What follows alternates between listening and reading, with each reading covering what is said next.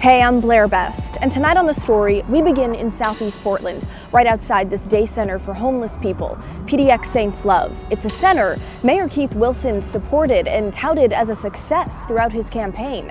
Well, now the center tells me they may have to close after not getting the money they expected to get from the city. It's our big story tonight. It makes a difference that it's made with love, and it really is. Off Southeast 82nd Avenue, PDX Saints Love covers all the basics. So I come here to get the expensive pads for my mother and the feminine objects for the sisters. The list goes on for homeless people like Alexander. And socks for everybody, and applesauce, and water, and hand sanitizer. As he and his family hold out hope for housing. Currently, I'm on four waiting list. We're serving families with children now, which wasn't even the case when we started last year. Founder Crystal Delahanty says they currently help over 2,000 homeless people. All of the programming at PDX Saints Love is built on the conversations we had with actual people who are experiencing homelessness. People like Tiana McMullen. All the good things that I really needed in life to set me ahead. KGW first met Tiana 3 years ago, living in an RV with her 5-year-old daughter. You know, I had just found out I was pregnant. I had been dealing with substance use disorder prior to that. And I found out I was pregnant and I wanted to get sober, and I needed somewhere safe to hang out, somewhere to eat food, get a shower, be in community. Now, Tiana works at the center she says saved her. It's like I started volunteering, a month and a half later, I was offered a job. I've been put through school to become a community health worker. In January, I celebrated over 3 years clean. Tiana's story, part of the program's success that Portland Mayor Keith Wilson often touted throughout his campaign, using PDX Saints Love as an example of what he would do more of if elected. This campaign ran off the backs of grassroots organizations who have been doing this work for years in this community. Our labor was used, our programming was used. This week, the city announced they were giving a different homeless day center, Join PDX in Northeast Portland, $3.7 million to expand. Well, that came as a surprise to those at PDX Saints Love. They were counting on a chance to get that money. The city says they never applied for it. I never got invited to participate to miss a deadline. In a statement, Mayor Keith Wilson said in part, "While I'm disappointed in this missed opportunity to compete for a city contract, I stand by our transparent and equitable procurement process. I continue to believe that PDX Saints Love has an important role in helping our most vulnerable." I was devastated. The thing was that the mayor continued to tell me, it's going to be okay, we're going to figure it out. A city spokesperson tells KGW the mayor and city council are not allowed to influence which organizations get funded through the city's procurement process. Without city funding, Crystal says they may have to close their day center. I've just been floundering, what are we going to do? We cannot let this shut. They need to raise $50,000 to keep the center open through December. We got let down by our city government. I'd say, well, Keith, come on, you came in here all big smiles. You said we were your friends. It might be a penny at a time, but it's holding hope that the community and the city believes in the work that we're doing. To save what to people like Tiana are more than just the basics. This is where my heart belongs, is with this community, doing the work with these people, and I don't want it to end ever. All right, let's take a step back here. While Mayor Keith Wilson may not have any authority over which programs get funded, it is ironic that a key part of his lofty plan to end unsheltered homelessness by the end of this year is to open more day centers. And a day center that has proven successful is on the verge of closing. And on top of that, PDX Saints Love is a program Mayor Wilson has worked closely with and supported. A nonprofit that he founded, Shelter Portland, even pays for PDX Saints Love's utility bills. Okay, again, we're told the mayor has no say in the city's procurement process for contracts, but hey, it's hard to believe he has absolutely no authority over which day centers are funded under his own plan, but I digress. In addition to sending more than $3 million to expand that existing Northeast Portland Day Center, The city announced yesterday they're also opening Portland's first outdoor day center in Old Town. It will be in this empty gated lot in Old Town at 6th Avenue and Northwest Gleason Street, about 2 blocks away from Blanchet House and right across the street from Pacific Northwest College of Art. This one will be called the Oasis and will be run by the California-based group Urban Alchemy, meant to be a place homeless people can go during the day for food, bathrooms, and housing services. It's scheduled to open later this summer. Here's what one homeless man had to say about it when we were there today.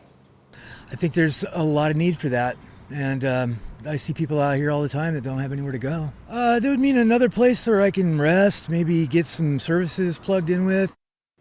Jesse Burke, co-owner of the Society Hotel in Old Town and the chair of the Old Town Community Association, told me in an email, does an outdoor day shelter mean we should no longer see loitering on the sidewalks during the day?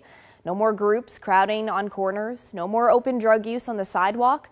Will there be stricter enforcement of laws and city codes in the neighborhoods who are bearing the brunt of the services for the city? I think the community at large deserves to know what tangible, measurable, or even just visible deliverables we should expect to see. Only then can we know if we are succeeding and if we should continue to support these efforts. Now, a tiny home village for homeless people used to be in that same lot, but it closed a few years ago, in part because of violence in Old Town. Clearly, that's not stopping the city from trying again. A city spokesperson tells me the city and police bureau have committed more resources to that area to address the previous problems at the site. Okay, talk to us. What's going through your mind, whether it's about this new day center or the funding problems at PDX Saints Love and the drama that comes along with that? Email us, the story at kgw.com, or call and leave us a voicemail, 503-226-5090. Well, turning now to a common police handgun that's now been banned by the police academies in both Oregon and Washington, the Sig Sauer P320. The reason? Safety concerns around the gun firing without the trigger being pulled. Videos from across the country show apparent instances of that very thing happening. Now, we've reported on this issue for months now. Washington's police academy was the first to ban it, and Oregon followed earlier this summer. But now the gun maker, Sig Sauer, is suing the Washington Criminal Justice Training Commission, asking a judge to reverse the ban at the police academy there. Here's Chris Ingalls with the update. This particular firearm is the SIG P320. Straight from the factory and still in the bag. Some of these Sig Sauer model P320 handguns are so new, Anacortes Police Chief Dave Floyd hasn't distributed them to officers yet. But the days are numbered for this gun and the other 30 or so issued to his officers. We're replacing all of our issued firearms for the duty pistol with a different handgun altogether at the cost of about $1,000 per duty gun. The city's investment in Sig Sauers is a total loss. The Washington Criminal Justice Training Commission banned P320s last year after a recruit and instructor said one fired on the range, even though the trigger wasn't pulled. Sir? Similar reported incidents around the country resulted in injuries, and the Air Force is investigating the death of an airman killed 2 weeks ago in an incident involving the military version of the gun. The Anacortes police chief isn't convinced of the danger. I've seen nothing personally that causes me concern, and if it were not for the ban from CJCC, we would not be switching to a different issued firearm. But the ban at the training center, where police recruits are trained and certified, has forced his hand. So what's the total cost? For us, it's going to be about $35,000. This is a motion for stay of agency action. Sig Sauer filed suit in Thurston County, saying the Academy's ban hurts its business and reputation across the country. In this hearing, they asked a judge to order a stay, reversing the Training Commission ban until the full case can be heard. As the manufacturer, this whole decision is about Sig Sauer, its product, its ability to supply law enforcement, the impacts it has on law enforcement. They can't train, they can't certify. Sig Sauer's petition goes so far as to request an order barring the Academy's executive director from making disparaging public comments about the P320. Sig Sauer says the gun won't shoot without a trigger pull and blames operator error. They're not likely to prevail because they cannot show that they have standing. The state attorney general's office defended the ban and said Sig Sauer's business and reputation problems can't be pinned on the training academy alone. There's a great deal of information out there regarding this firearm because of the numerous documented incidences of uncommanded discharges that this firearm has experienced. In a ruling from the bench, Judge Carol Murphy said the gunmaker's petition to reverse the ban missed the target, at least for today. The court is denying the motion for stay. The judge made it clear in the hearing this was a limited ruling, not based on the full merits of the case, and the lawsuit itself will proceed. But the Washington Police Academy's ban on the P320 will stay in place for now.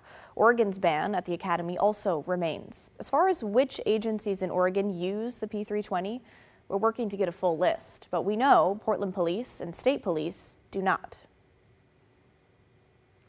Charity Perry, Bridget Webster, Joanna Speaks, and now Kristen Smith. We've been following their cases for more than a year. They are the 4 women found dead across the Portland area, all believed to have been killed by the same man, Jesse Calhoun. Now a grand jury indictment confirms Calhoun is officially charged with Kristen Smith's murder. Tonight, we hear from her mother as families search for answers and justice. Here's Kyla Boshi. A new indictment confirms what police and prosecutors have hinted at for months. They think Jesse Calhoun is responsible for at least 4 murders and maybe more. This indictment, it's a very important and visible step for this path as we seek justice for these victims. A grand jury indicted Calhoun for the death of 22-year-old Kristen Smith. She was reported missing in December 2022. 2 months later, her remains were found in a wooded area of southeast Portland. Her mother, Melissa Smith. She was a beautiful soul. She was always there for everybody else. Give you the shirt off her back. Calhoun now faces a total of 4 counts of second-degree murder and abuse of a corpse for a string of suspicious deaths. The bodies of Joanna Speaks, Charity Perry, and Bridget Webster were all found in wooded or secluded areas around Portland over several months starting in February 2023. Prosecutors haven't said how they linked Calhoun to the alleged crimes or how he knew the women. We hope that Jesse Calhoun, if he has any heart and soul in him at all, will give us the least he could give us, the respect to tell us why. Why our girls? How? Just tell us. Previously, police and prosecutors linked Calhoun to a 5th victim. 22-year-old Ashley Real was found dead near Eagle Creek in May of 2023. Prosecutors said this is still an active investigation, and they're working with authorities in Clackamas County on that case, although so far, no charges have been filed. Well, that was Kyla Boshi reporting. Calhoun has pleaded not guilty, and his trial is scheduled for 2027. A Washington County deputy shot 7 times while serving an eviction notice on a tenant is suing the owners of the apartment complex where it happened for over $20 million. The lawsuit claims those responsible for running the complex into Tualatin were negligent, insisting they should have done more to let law enforcement know what they were walking into. Alma McCarty explains. On July 26, 2023, patrol cars descended on the apartment building. First responders brought in a helicopter to rush Washington County Civil Deputy Charles Doze to Emmanuel Hospital in critical condition. The day that I won't soon forget. He'd spend 2 weeks there after he was shot 7 times, including twice in the head, causing him to lose his left eye and multiple teeth. His daughter spoke with KGW before he was released. I trust his skills and I trust his knowledge and I trust his abilities. But of course, just being in this line of duty, you do have fear that you have to work through. Deputy Doze was serving an eviction notice to a 34-year-old named Chris Graves. He told KGW last year this was a routine assignment. Our day consists of serving subpoenas, restraining orders, orders of assistance, restraining order move-outs, and also evictions. But this would turn out to be a life-changing call as the tenant started shooting after deputies broke down the door. There was nothing in the paperwork that showed that there was any sort of risk. A new $23 million lawsuit filed almost 2 years to the day after the shooting claims the apartment owners and the people managing it were negligent. My dad was the first one in and immediately got shot. Like, how do you even prepare for that? The lawsuit claims not only did the apartment owners and managers fail to take steps to de-escalate the situation in the months leading up to the eviction, they allegedly did not let Deputy Doze know the tenant might pose a danger to himself or others. Documents detail how Graves stopped paying rent that spring and was uncooperative with property management, and how he covered the windows and was heard screaming by other tenants in the middle of the night. After this several-hour standoff, a SWAT team found the suspect dead inside the apartment. Alma McCarty, KGW News. The Washington County Sheriff's Office says Doze remains on leave. Alma tried to get in touch with various defendants named in the lawsuit. Only Pacific Urban Investors, a real estate investment business, responded to say they do not comment on pending litigation. Well, coming up next on the story, we'll take you to Eastern Oregon, where a family is taking matters into their own hands when it comes to a death investigation involving their 31-year-old loved one. What they say doesn't add up, and what Oregon State Police are saying about it. That's when the story returns.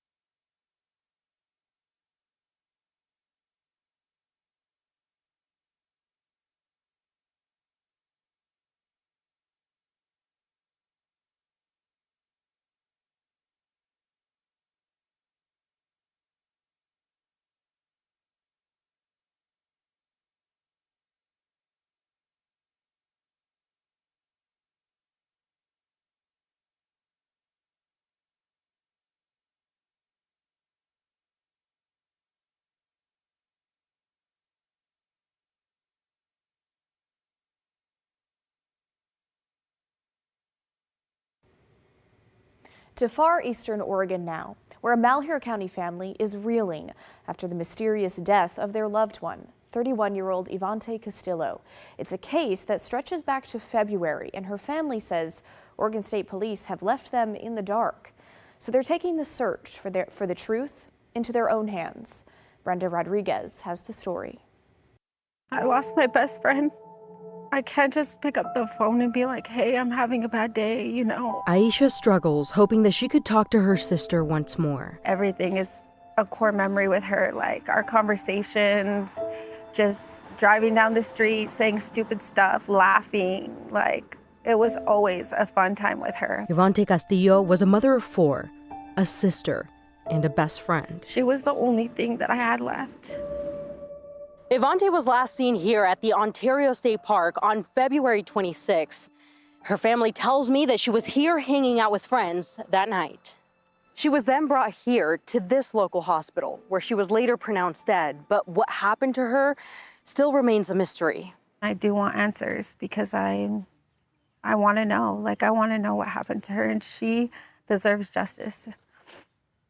Oregon State Police are handling the investigation, but the family says that there has been little communication. Aisha is now taking matters into her own hands, hiring a private investigator. So the park itself is known for fentanyl. Like, that's one of the major things that's there. And that's why maybe it was turned as into a death investigation? That's a potential. Is the family okay with if police do come out and say fentanyl was the issue? They are. They just want an answer. The family says that OSP initially told them that Ivante's case was being treated as a criminal investigation, but it was later reclassified as a death investigation. A homicide case is there's apparent potential for murder, that somebody committed foul play. A death investigation, there's unanswered questions that are still there. Following the autopsy and embalming, the family says that it only led to further questions. When we seen her, she had like a lump on the side of her head with dry blood. She had like this missing spot on the side of her head. Like, she had bruises on her arms. She had scrapes on her knees, like fresh scrapes. And she was very swollen. Convincing them that far more happened that night. We've reached out to OSP for an interview and records involving this case. They denied both, citing an open investigation. She's not just a case. She's a person. She's a mother. She's a sister. Like, she's very loved. If I'm being honest with you, I feel like they don't care about her case. Now the family is turning to the community, hoping that someone will speak up. I'm hoping that someone will come forward. And, you know, someone from that night that has seen, you know, because people are everywhere. Castillo's family tells our affiliate in Boise that the Clackamas County Medical Examiner did a full autopsy. The results are expected sometime this month. Well, coming up next on the story, the culprit behind the mass die-off of billions of sea stars on the Pacific coast has finally been identified. What the milestone means for the species moving forward. That's when the story returns.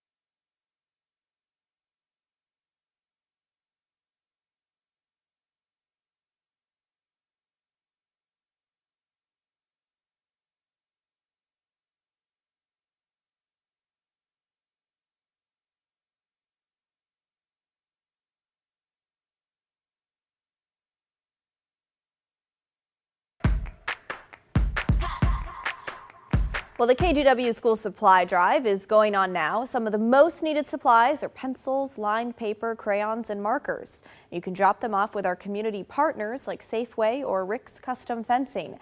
And during this week of giving, for every $1 donated at any On Point branch, they'll donate $5. We want to thank On Point Community Credit Union and the rest of our partners for everything they're doing to make this year's supply drive a success.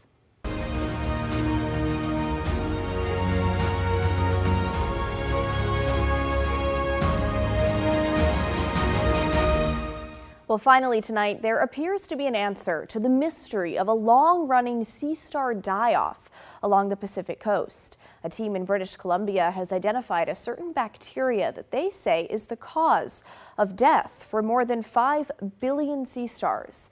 The die-off started in 2013.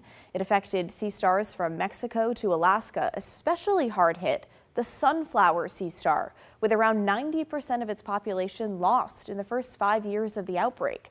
West Coast research teams used a variety of methods to figure out what was going on.